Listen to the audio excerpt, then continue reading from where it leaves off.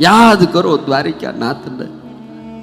હોનાની નગરીનો માલિક, પાઠશાળામાં ભણતા મિત્રો સુદામા ને કૃષ્ણ.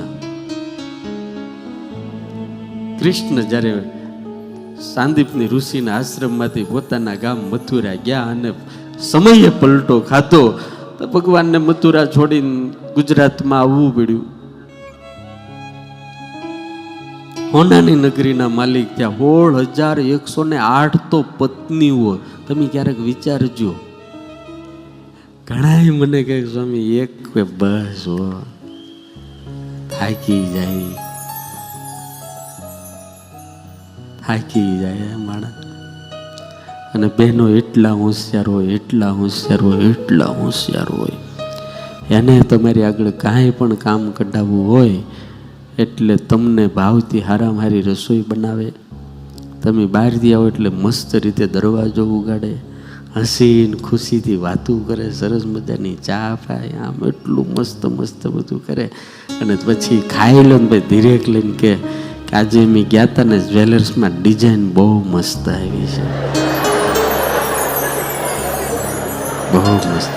તમે ના જ ન પાડી શકો. બોલો, આઈડિયા જ એવો જબરજસ્ત, ના જ ન પાડી શકો.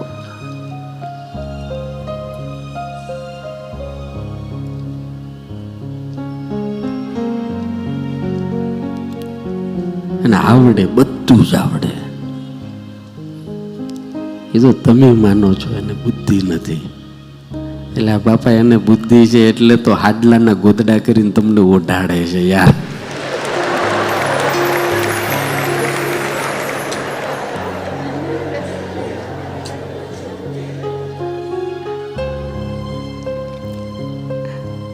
તમે જો બધા જ આપણા કપડા, તમારા કપડા એને પહેરી લીધા, અમારા તો હજી નથી પહેર્યા. તો ત્યાં હિતેશ આમ તો હામો બે બધા જ કપડા પહેરી લીધા એને. તમારું જીન્સ પહેરે, તમારું ટી શર્ટ પહેરે, અરે તમારું શર્ટ પહેરે. હમણાં હિતેશભાઈ કહેતા હતા એક બાપાનો લેંઘો બાકી હતો, ઈ તેને પ્લાઝો કરીને પહેરી લીધો.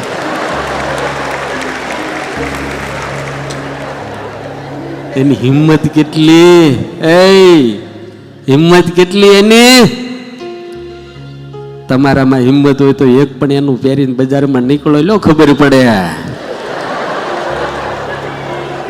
હિંમત કેટલી. આમ તમે જુઓ તો ખરા. આ બ્રહ્માજીએ હુલીવા અબળા નામ આપ્યું, અબળા નથી મારા બાપ, ઈ તો સબળા છે. સવારના પોરમાં ઓલા 2 જણને બાંધવાનું થયું. હિતેશભાઈ એવું બાંધવાનું થયું, એવું બાંધવાનું થયું. અને ઓલો ભાઈ પટ્ટો પહેરતા પહેરતા કે તું હું સમજે છું, હું મને કે તું એમ મને છો કે અમે તારાથી બી જઈ, હું તારાથી બીવું છું એમ મને. અને ઓલી જે નવચંડી થઈ હાડી આમ આમ કરીને બાંધીને વેલન લઈને કે હું કીધું તે તું મારાથી બીતો નથી એમ, डरता नहीं है. अरे तेरे जैसा डरपोक तो मैंने कोई नहीं देखा क्या. अरे मैं तुझसे डरता, अरे डरता है डरता. सबसे पहले मुझे देखने के लिए आया था तो भी अकेला नहीं आता, आया था 5 को साथ लेकर आया था.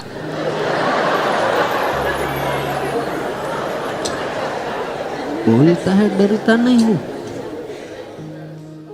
અને જ્યારે મને લેવા આવ્યો લગ્ન કરવા ત્યારે ઘોડા ઉપર બેહીને આવ્યો ત્યારે 500 માણસ નારે લઈને આવ્યો હતો. હા, હાથમાં તલવાર હતી.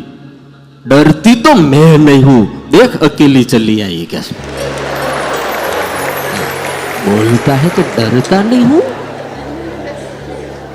मर्द का बच्चा होता तो अकेला आना था ना. 100% સાચી વાત છે. તમે ડરો છો એટલે જ બધાને લઈને જાઓ છો.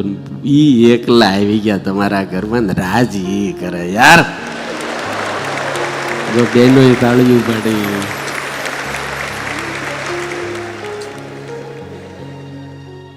ડરતા નહીં. અને જેને પીવું ન હોય. અમારા ઢોલરિયા સાહેબ આવ્યા છે કે આમ દેખાતા નહીં. હે ઢોલરિયા સાહેબ અમારા જજ સાહેબ, હા આમ કેમેરા નાડા છે. આ જજ સાહેબ છે મોટા, કેટલાયના જજમેન્ટ એને લખ્યા છે, પૂછો કેટલાયના જજમેન્ટ, પણ એનું જજમેન્ટ ઘરે લખાય.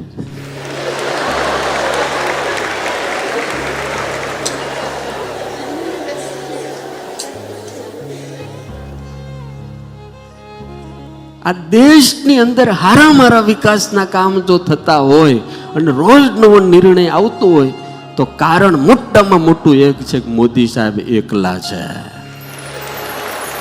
એનું જજમેન્ટ લખનારું પાછળ કોઈ નથી, એને ઘરે પૂછનારું કોઈ નથી, એને થકવાડનારું કોઈ નથી, એને કોઈ ફરવા નહીં લઈ જવાના વિજયભાઈ. અને તમારે તો હાંજ પડે તો હાલો ને ક્યાં તે કે ફલાણી હોટલમાં, તે કે તારા હાથ ભાંગી ગયા બનાવી નાખને. એક ભાઈ એની ઘરવાળીને ફોન કર્યો અને પત્ની એના ધણીને ફોન કર્યો કે શું બનાવવું ખાવાનું. તે બોલા એ કીધું કે ભાઈ તને મોજ આવે એ બનાવજે ને. સાંજે બિચારો થાકીને આવ્યો, એને બધું હારામાં હારું બનાવ્યું છે. ઘેરે આવ્યો તો કે લાય, તે કે કાંઈ બનાવ્યું જ નથી, કે હોટલમાં જઈ આવો. તો કે કેમ કીધું તું ને, કે તમે ન કીધું મોજ આવી બનાવજે. તો કે હો મને મોજ જ ન આવી, મોજ જ ન આવી, હું બનાવું.